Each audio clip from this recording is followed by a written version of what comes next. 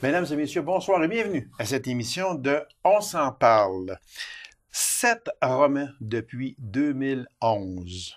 Après Sous le manteau du silence en 2011, La promesse d'Émile en 2012, Quand les femmes étaient des ombres en 2014, Une justice à la dérive en 2015, Les amants maudits de Spirit Lake en 2016, Ciel de guerre sur nos amours en 2017, pardon. Voici qu'elle nous revient avec son tout dernier, et non le moindre, croyez-moi, Les enfants de Putainville. Mesdames et messieurs, avec grand honneur et grand plaisir, je reçois cette grande auteure native de chez nous, en Abitibi, Madame Claire Bergeron. Claire Bergeron, bonsoir. Bonsoir. Je le dirai jamais assez. Pour nous autres, c'est un honneur que de vous recevoir. Puis, encore là, c'est un honneur que de lire tous vos livres, tous vos romans. Vous conservez une moyenne depuis 2011 de un livre par année. Mm-hmm. Est-ce que c'est simplement le fruit du hasard ou bien non, si vous vous êtes fixé un livre par année? J'ai rien fixé en réalité, là, c'est certain. Mais par contre, j'ai une belle discipline d'écriture. Puis, mettons, quand j'en termine un, c'est que j'ai déjà commencé à penser à un autre sujet. Puis non, ça a évolué comme ça au fil du temps. Puis j'ai beaucoup de temps, j'ai une très bonne discipline, les idées foisonnent. Mais justement, vous dites le mot, il faut avoir une bonne discipline. Ah, c'est indispensable. C'est C'est indispensable. Puis la discipline vient avec la passion. Parce que si j'avais pas la passion, là, je pourrais pas avoir cette discipline-là. Tu sais, moi, je me lève le matin, là, puis j'ai hâte de me retrouver, tu sais, devant mon écran mon écran d'ordinateur, puis de me mettre à écrire. C'est vraiment une passion, là. Tu sais, je dors là-dessus, j'en rêve la nuit. Fait que quand je me lève, là, toutes les idées sont là. Vous le dites vraiment, sans passion, on ne peut pas. Non. Parce que on lit vos livres. Moi, j'en ai pas manqué un à venir à date. Non, c'est vrai. Puis, c'est une passion pour moi aussi que de lire vos livres. Parce que, et je le dirai jamais assez, Claire Bergeron nous emmène tout de suite au premier chapitre sur un drame, habituellement. Oui. Ce drame-là se continue jusqu'au dernier chapitre, Ah, oui, puis là, oui. elle nous envoie son coup de massue. On la voit pas venir du tout encore avec les enfants de Putainville. C'est sûr qu'on ne dira pas le punch, là, Non. absolument pas, mais on vous voit pas venir encore. Ben, je suis très contente, Gabi, que tu me dises ça, que tu as la passion de mes romans, Ah parce oui, que oui. ça veut dire que je transmets ma passion à travers ce que j'écris, là. Oui. Mais c'est vrai parce que j'ai une technique d'écriture, tu sais, c'est sûr, maintenant j'en suis à mon 7e, puis je l'avais déjà, je pense, au premier, c'est de puncher très, très fort au début, choisir quelque chose à une partie du livre, mettons comme aux 2 tiers du livre, là, tu punches très fort au début, puis tu retournes dans le passé. Puis après ça, là, tu fais monter ton intrigue, puis tu sais, jusqu'à temps que tu reviennes à ce moment-là, pour ensuite t'en aller vers la conclusion là, de ton intrigue, finalement.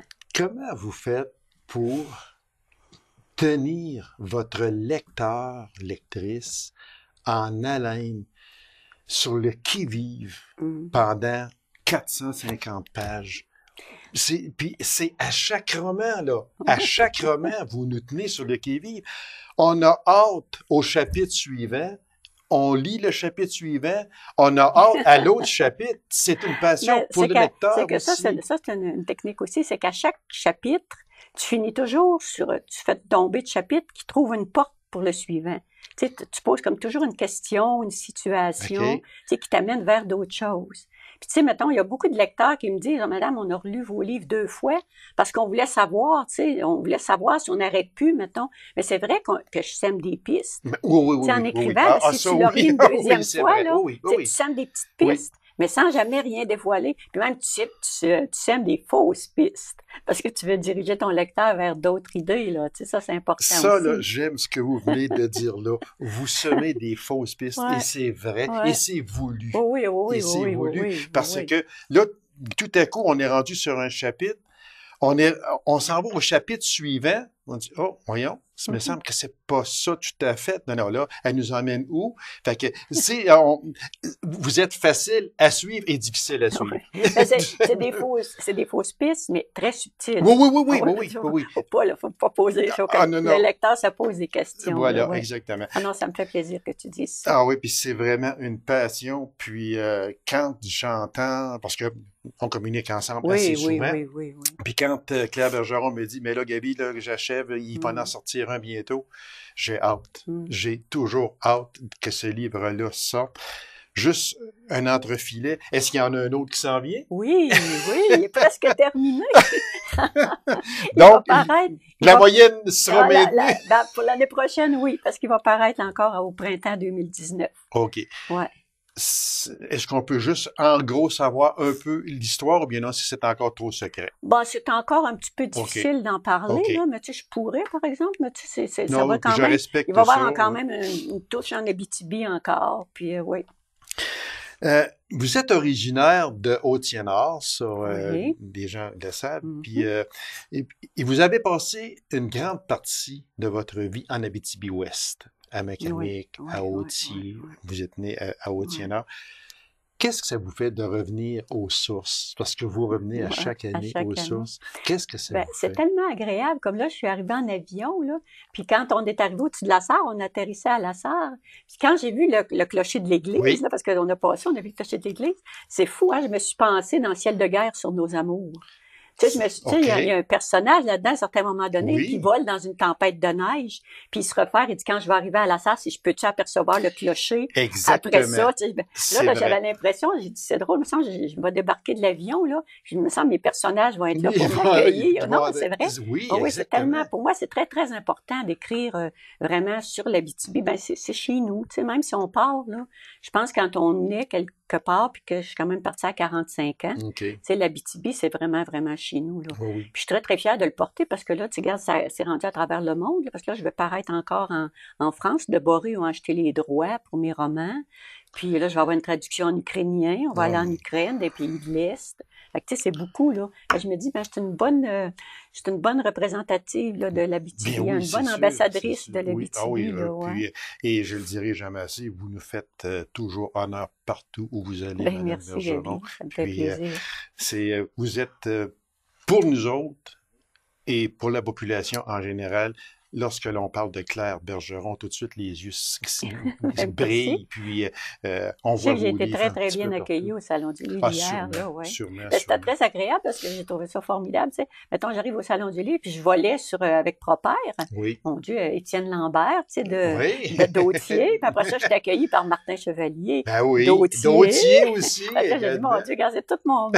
C'est vraiment mon monde. Et le clocher de l'église, que vous veniez juste de voir, qui vous a rappelé aussi un certain roman. Aujourd'hui, j'étais interviewée par Gaby Lacasse, que je connais depuis très longtemps. Ça me fait tellement plaisir aussi. Si on y allait avec le cheminement de l'écriture d'un roman, je ne veux pas qu'on aille dans les détails trop, mais quand même, là, si on regarde, si on fait un survol pour Claire Bergeron, le cheminement d'un roman, c'est quoi exactement? Vous avez une histoire en tête, c'est sûr, puis là, après ça, c'est quoi? Mettons, ma première démarche, là, c'est de trouver un fond. C'est une trame de fond pour le roman. Comme, mettons, si on prend Les Enfants de Putainville, le dernier, mais mon idée, c'était d'écrire, d'avoir les mines en trame de fond. J'avais lu l'article 1947, là, sur le gros drame qui s'était produit là. Puis là, à ce moment-là, ben là, des fois, je tombe par hasard, comme là, quand j'ai tombé sur Roc d'or, ben là, pour moi, là, j'étais une aventurière qui venait de découvrir une mine d'or. C'était vraiment un fond extraordinaire pour un roman. Mais là, à partir du moment où tu as ta trame de fond, ben là, il faut que tu inventes des personnages. Fait que pour inventer des personnages, ben, faut que ça y aille aussi selon ce que tu veux écrire. Tu sais, comme là, Roc d'or, c'est une place où il n'y avait ni école, ni église, ni force de l'ordre. Fait qu'à ce moment-là, je me suis dit, l'idéal, c'est d'amener une famille des gens très, très, très ordinaires, des gens, tu sais, qui ont une belle culture, tout ça, s'installer dans un milieu comme ça. sais, fait que là, tu découvres ça, puis à travers de ça, ben là, il y a les autres, les mineurs, tu sais, les gens. Il y avait toutes les nationalités à Rock d'Or, hein. Oui, Je pense qu'il y avait une exactement. On vingtaine parlait de de nations. Polonais, puis Oui, c'est d'Allemands, ça. puis de tout ça, là. Oui, Oui. non, non. Fait que, tu sais, là, à ce moment-là, c'est ça. Là, après ça, tu campes tes personnages dans un certain endroit. Puis comme on en parlait un peu avant de commencer, là, ben, c'est parce que le contexte aussi historique influence tes personnages, la personnalité de tes personnages. Parce que c'est certain, mettons, quelqu'un qui arrive dans un endroit comme Rock d'Or, ça va être différent que s'il va s'installer à Westmount, à la Ah, ben oui, montagne, là. c'est Tu sûr, sais, fait oui. que, tu sais, il y a tout le contexte autour, tu sais, qui va influencer. Mais pour moi, c'est très important que mes personnages qui ont une certaine personnalité au départ, le fond de personnalité, il faut qu'il demeure. Tu sais, ça veut dire que s'ils arrivent dans des milieux comme ça, il faut qu'ils luttent contre. Tu sais, faut qu'il y ait Oui, oui. parce que c'est très, très important. Parce que comme je t'ai déjà dit, je pense en entrevue, moi, j'ai 3 choses très, très importantes. C'est l'originalité. Mhm. Ça, c'est quand je cherche mon sujet. Ensuite, c'est la crédibilité. La C'est crédibilité, il faut important. vraiment, vraiment que ça soit très crédible. Pour ça, ben, ça prend des recherches énormes. Puis ensuite, ben, c'est le suspense. Il faut que ça soit surprenant pour le lecteur. Puis Et ça, tu vous l'as dit. l'avez! Ça, Tu l'as vous dit l'avez! tantôt. Oui. Et ça, vous Fait que ça, l'avez. c'est les 3 critères incontournables. Ah oui, Ouais. puis que oui, ça c'est sûr parce que vous nous surprenez de roman en roman, c'est vraiment extraordinaire, je Tant ne dirai mieux. C'est jamais le assez. but recherché. Une chose qu'on a déjà parlé, Madame Claire, puis j'aimerais qu'on revienne sur ça parce que à chaque fois qu'on lit un de vos romans, moi entre les cas, ce qui me frappe, puis ce qui me passionne, c'est les recherches que vous faites. Oui. Ça, c'est excessivement important. Mm. Puis on voit que dans chacun de vos romans, vous avez fait beaucoup de recherches. Ici, dans Les Enfants de Putinville, vous en avez fait beaucoup. Puis aussi sur Les Amants maudits Ah oui, de oui, Spirit oui, Lake, oui, ça, oui. ça a été aussi Oui, beaucoup de oui, recherches oui. parce que vous avez un fond de vérité. On Oui, parle d'un oui, roman, mais oui. il y a un fond de vérité Oui, dans ça. quelqu'un qui va lire ces romans-là, quand il va avoir fini, il va avoir adoré l'histoire, mais faut aussi, puis il va garder la trame de fond. Il va garder, tu sais, c'est toujours plus facile, mettons, si on veut parler de Rock d'Or, par exemple, tu vas juste raconter l'histoire du village de Rock d'Or, les gens vont avoir plus tendance à l'oublier. Oui. Mais si tu y as mis des personnages, puis que tu sais, que tu as été très crédible dans ton histoire, dans ta trame, ben à ce moment-là, les gens vont s'en rappeler tout le temps, tu sais, ils oublieront plus Rock d'Or, là, comme ils oublieront pas Spirit Lake Ah ou non, des choses jamais, comme jamais, ça, là. exactement. Mais j'ai de l'aide, je peux dire, tu sais, parce que j'ai mon frère Daniel que lui, il a étudié en histoire, sa femme OK. aussi. Fait qu'eux autres, ils m'aident aussi dans mes recherches. Puis, ils sont aussi mes premiers lecteurs. Ça, c'est très important, je pense. Les auteurs qui peuvent avoir des premiers Eh mon lecteurs Dieu, oui, oui, critiques. Tu sais, oui. ça prend des premiers lecteurs critiques qui sont capables de te dire, regarde, c'est ça, là, me semble, tu sais, t'as été trop clair, je l'ai vu venir, ou tu sais, même des choses comme ça, là. Ou regarde, tu sais, mettons, tu sais, des fois, fait que là, on se rend compte à peu près, je dirais, une fois par mois pour en discuter, là. Fait que ça m'aide beaucoup. Est-ce que vous acceptez facilement la critique, mais on parle de critique constructive? Ah, ben oui, ça, c'est Puis certain, là, il oui. le faut. Donc, ça Oui. veut dire que la personne, comme votre frère, Mhm. votre belle-sœur, Mhm. qui êtes les premiers critiques Mhm. d'un roman, Mhm. à ce moment-là, ces personnes-là n'ont pas peur de dire, mais regarde, Claire, moi, là, Mhm. ici, ce que Mhm. tu as, là, le paragraphe Mhm. ou Mhm. même, c'est, moi, je ne mettrais pas ça de même, pour telle et telle raison. Mhm. Donc, vous êtes ouverte à la Ah oui, critique oui, à ce oui, oui, oui, moment-là. oui.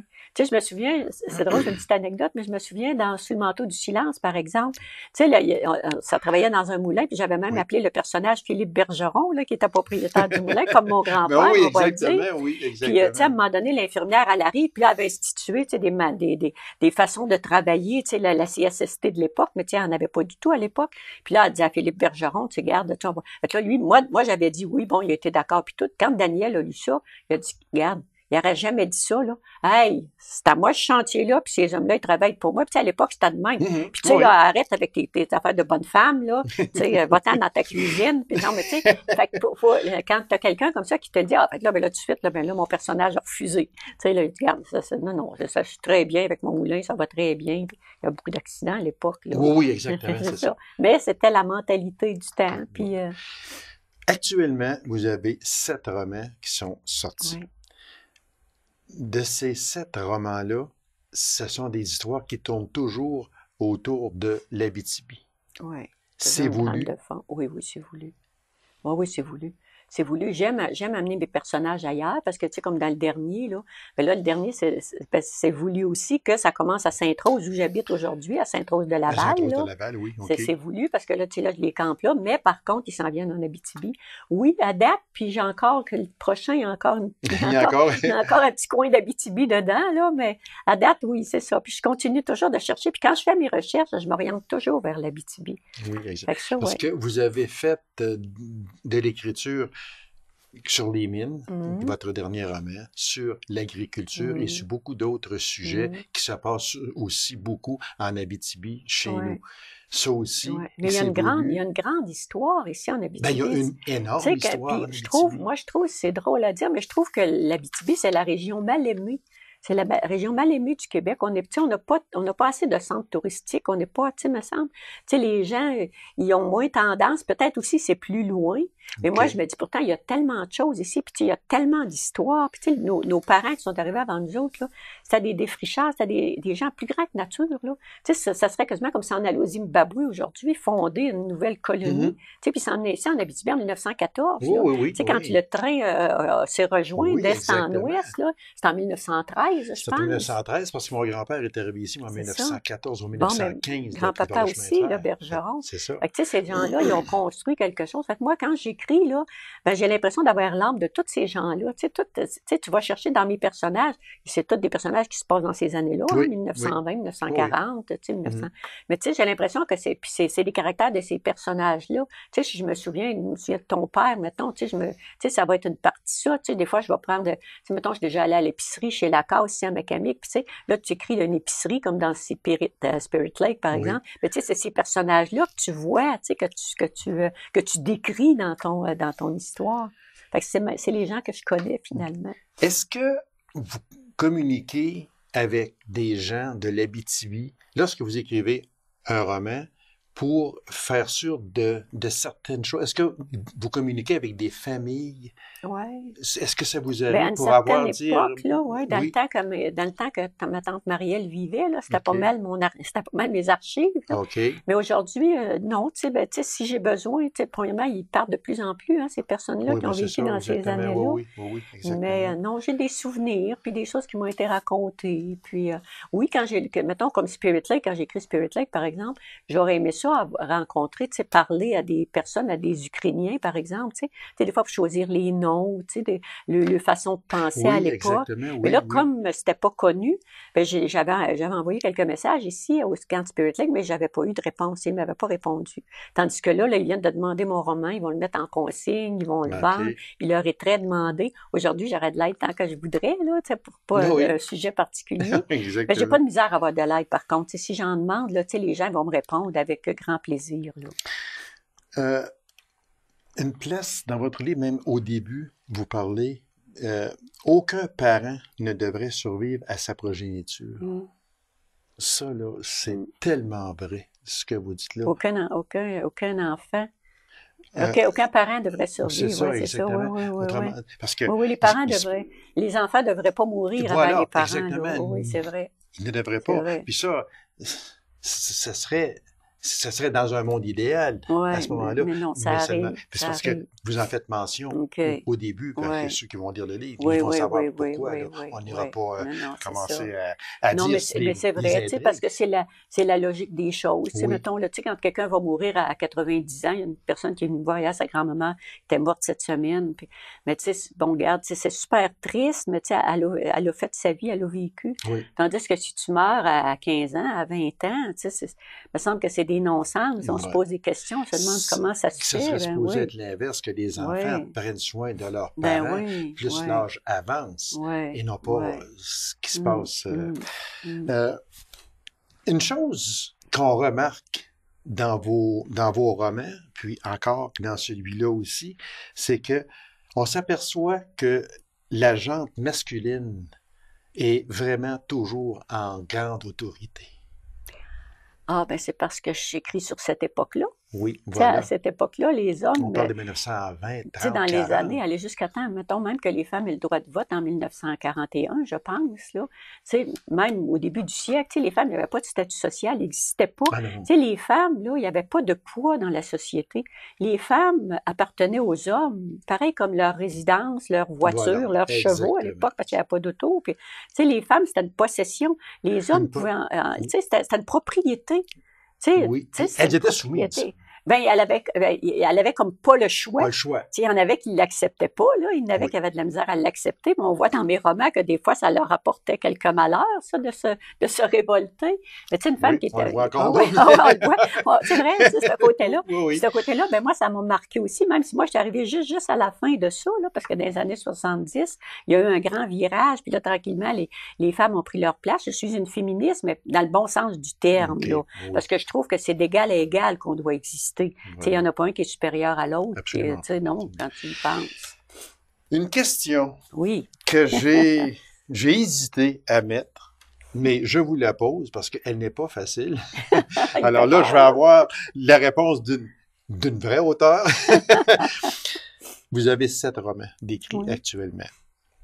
Moi, si je vous demandais quel serait, dans ces 7 romans-là, véritablement votre coup de cœur et pourquoi? Je pense que c'est difficile, c'est très, très, très difficile à répondre. C'est pour ça que j'ai c'est hésité ça. à la mettre. Ouais. Mais je pense que c'est toujours le dernier. Parce OK. que, tu sais, c'est celui-là que tu viens de laisser, c'est tes personnages, les personnages qui sont encore en toi, tu sais, mettons, si je pense à Putainville, tu sais, je me revois avec les personnages, tu sais, on les aime. Nos personnages, là, tu sais, quand je te disais tantôt en débarquant de l'avion, ça m'aurait pas surpris de les rencontrer, là, mais ils sont tellement vivants, les C'est personnages, ça. dans mon cas, en tout cas, là, tu sais, puis ils ont des personnalités tellement campées que j'ai l'impression que je les connais. Mais tu sais, c'est sûr que si par contre, mettons, je reprends Sous le manteau du silence, puis je retrouve ma Rosalie puis mon Marc-Olivier, ah ben là, tu sais, là, je vais avoir un coup de cœur pour eux autres. Là, tu sais, là, je vais en avoir pour 2 jours, là, tu sais, je m'en pensais, me souvenir. Mais Oui. tu sais, ça va être un peu comme ça d'un roman à l'autre. Mais à date, tu sais, les critiques ont toujours été très, très bonnes Ah sur oui, mes oui, romans. Mes oui. histoires ont toujours été très appréciées. Fait que je peux dire que, tu sais, mettons, j'ai toujours un petit coup de cœur pour celui-là que je m'en viens présenter. Mais par contre, si quelqu'un me parle d'un roman, puis que ah ben oui, regarde, Ciel de guerre, là, tu sais, je vais en parler. Mhm. Spirit Lake, entre autres, OK. tu sais, c'est sûr qu'il y a des romans qui ont des plus longues vies, comme Spirit Lake, par exemple, étant donné, tu sais, que ça touche un sujet tellement particulier, Oui, exactement. puis que là, il va être traduit en ukrainien, il va Mhm. avoir une présentation, il va avoir un lancement en Ukraine, tu sais, c'est quelque chose. Puis là, il va paraître chez Deboré en France aussi en janvier. Fait que, tu sais, ça arrive, là, mais... Parce que moi, qui dévore vos romans, on me demanderait du jour au lendemain, Gaby, lequel, toi, des 7 que tu as lus, t'as vraiment attaché, tu sais, t'as rentré dedans puis t'as dit, ah ben lui, par exemple, j'en ai pas. Pour moi, là, ce sont toujours tous... le dernier que tu lis. Toujours le C'est ce que je viens de dernier. dire. Voilà, exactement. Puis, pour moi, c'est... Enfin, c'est agréable à entendre parce que ça veut dire que je perds pas mon suspense, je perds pas mes émotions, je perds pas mes personnages. Voilà, exactement. Là, ouais. Parce que moi, je viens de finir Les Enfants de Putainville. Puis quand on regarde Sous le manteau du silence, votre premier livre, j'ai adoré les deux. Ouais. Et ce sont deux ouais. qui sont aux extrémités. Ben, regarde, Sous le manteau du silence, il vient de renaître. Là, les éditions Guy Saint-Jean elles viennent de le faire paraître dans leur collection Focus. Okay. Ben, tu sais, c'est comme 7 ans plus tard, tu sais, Sous le manteau du silence qui revient. Fait que je recommence à recevoir des commentaires de Sous le manteau du silence. Okay. Ben, tu sais, un roman est jamais fini, hein, jamais mort. Jamais. Non, vrai. parce que, tu sais, n'importe quand, à un moment donné, un réalisateur va voir un de tes romans et peut décider d'en faire un film. Ça peut faire 15 ans, tu sais, que le roman existe. Puis ouais. Une autre chose qui me passionne de vous, il y a plusieurs choses qui me passionnent de Claire Bergeron, mais entre autres, quand on lit vos romans, dans chacun des romans, il y a toujours un bout où vous parlez de sexualité. Oui, c'est presque. Bon. Oui. Et puis, moi, vous êtes à peu près unique, selon moi, à infiltrer la sexualité dans un passage ou dans 2 passages, parce qu'il n'y en a pas beaucoup, mais c'est tellement fait avec dignité, c'est tellement fait d'une manière sensuelle que ça ne peut pas choquer personne. C'est voulu, c'est certain. C'est voulu, puis c'est vraiment, vraiment fait en ce sens-là.